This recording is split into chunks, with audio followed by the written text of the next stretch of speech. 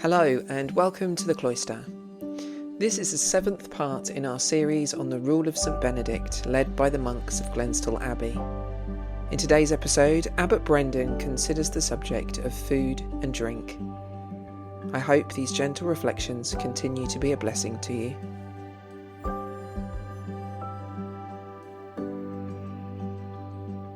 Everyone has their proper gift from God, one after this manner and another after that. It is therefore with some misgiving that we determine how much others should eat or drink. This is the rather apologetic way Benedict approaches the subject of food and drink in his rule. He realizes, here as elsewhere, that people are different and we all have different needs. This is particularly so when it comes to food and drink. The sick have very different dietary requirements from the healthy, the young from the old, those working in the fields from those working behind a desk, and so on. There is no way one size can fit all, and Benedict doesn't make hard and fast rules here. But he does establish principles, and this is where what he has to say can be of enormous benefit to us today, whatever your situation in life. What are these principles? Having enough to eat and drink is a basic human right. However, we shouldn't overeat or drink to excess. Benedict tells us that there is nothing so unfitting for a Christian. Linked to this principle is the desire to avoid wasting food.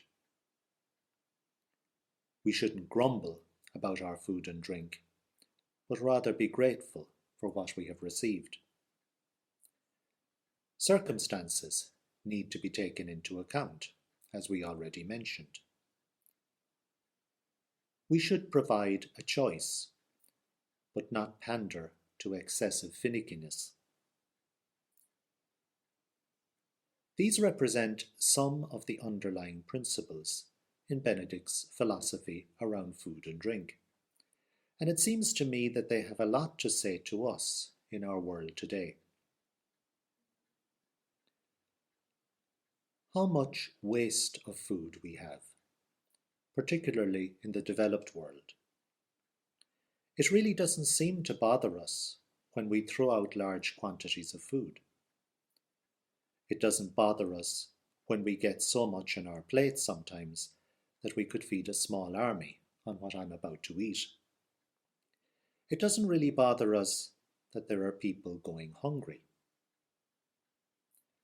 We're told that there is more than enough food in the world to feed the global population, and yet 811 million people still go hungry. After steadily declining for a decade, world hunger is on the rise again, affecting nearly 10% of people globally.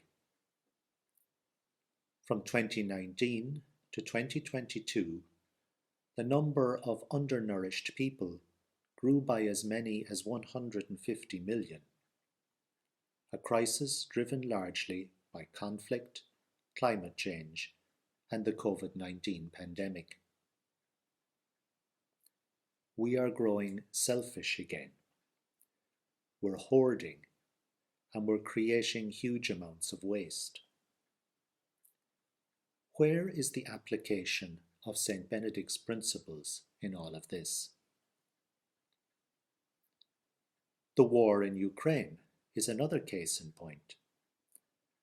Apart from the terrible loss of life, the suffering inflicted on the innocent, and the blatant injustice of it all, Russia and Ukraine combined supply over 50% of cereal imports in North Africa and the Middle East, while Eastern African countries import 72% of their cereals from Russia and 18% from Ukraine. The ongoing conflict will jeopardize all of this. Where are St. Benedict's principles here? In like manner, Benedict's attitude to drink, which is one of moderation, is very necessary today. So much domestic violence and abuse, so much suffering is caused by the overindulgence and addiction to alcohol. Benedict places food and drink in a ritual context. Meals in his monastery are formal and ritualized. They begin and end with a prayer. The community eats together at set times. They serve one another in their turn. They help clear away and do the wash-up together.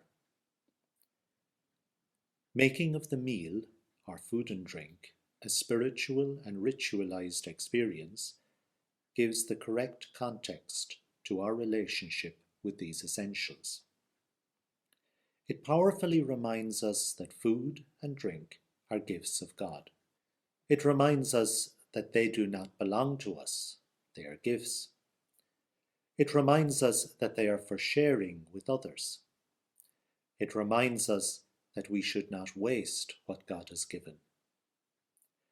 Even the Israelites in the desert only collected enough manna for each day. There was no waste, and they were always dependent on God's providence for their needs. When we remove this community element from our meals, when we turn our food and drink into a source of personal satisfaction instead of a community event, everything starts to go wrong. So long as the focus remains on the community, my attitude to food and drink will remain open. I automatically associate food and drink with sharing, conviviality, making sure everyone has enough. There is much to learn from Benedict's approach to food and drink. Making the refectory into a sacred place changes everything. Blessed are you, Lord, God of all creation, for through your goodness we have received this food and drink. Thank you for listening to The Cloister. New episodes are released fortnightly, and we hope that you will join us again soon. God bless.